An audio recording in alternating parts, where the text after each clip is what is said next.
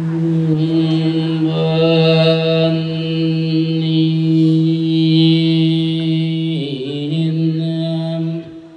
จอกจอกจอกเจ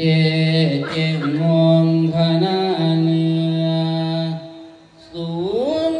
พุทโธมุสัปปี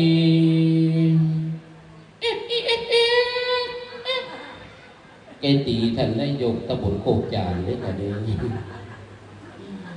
เสียงขี่สีงามมาเข้าเลยลงทางออกน้องแม่ยิ้มนกกาเพลงเดินหาผู้ขากินบินทาลาลอยลมโซที่ไม้ประสงค์เมงพอแต่เครื่องสร้างแจ้งรุ่นน้องเป็นมือใหม่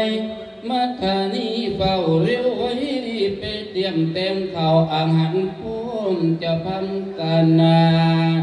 ทางในใจนั้นก็หากขันยุจัน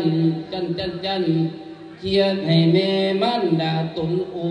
ยจักมันนอนไปตายหยังจังตื่นสายเอาเรือแทน